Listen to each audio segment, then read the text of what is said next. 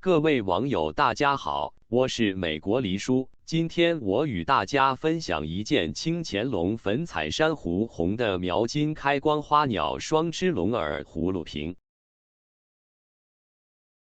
形似葫芦的瓶是自唐以来名与福禄谐音，且器形像吉字，故又名大吉瓶，寓意大吉大利，为民间所喜爱，遂成为传统器形。即指明代嘉靖时，因皇帝好黄老之道，此器尤为盛行，并多有变化。描金是瓷器装饰手法之一，其工艺是以毛笔蘸调和好的金粉，在烧好的瓷器上描绘图案花纹，然后入炉经低温烘烧而成。描金创烧于北宋定窑，南宋人周密《制雅堂杂抄》记载，金花定碗用大蒜汁吊金描绘，然后再入窑烧，永不复脱。用大蒜汁调和金粉是利用其天然的粘性。明清的景德镇御窑厂亦常用描金装饰颜色釉瓷器，如著名的宣德鲜红釉描金器、弘治黄釉描金器、乾隆窑变釉描金器等。开光是我国传统装饰技法之一，即为使器物上的装饰变化多样或突出某一形象，往往在器物的某一部位勾勒出某一形状，如扇形、蕉叶形、菱形、心形、桃形、圆形等的空间，其内是以图文。花卉是古建筑彩画绘画的一种题材。清代中期之前多画绿叶子花卉，清代晚期画黑叶子花卉。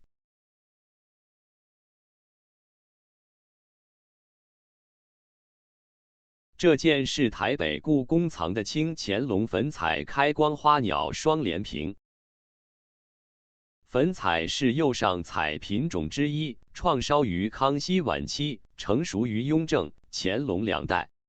粉彩在彩绘中以渲染表现明暗，使每一种颜色都有不同层次的变化。引流斋说辞中说，软彩又名粉彩，为彩色稍淡，有粉云之也。硬彩华贵而深凝，粉彩艳丽而轻逸。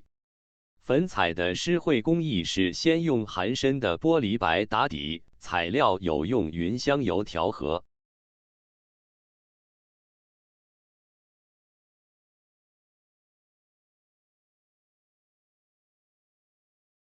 珊瑚红釉是一种低温铁红釉，它是将红釉吹在白釉之上，烧成后釉色均匀、光润，能与天然珊瑚媲美，故名珊瑚红釉。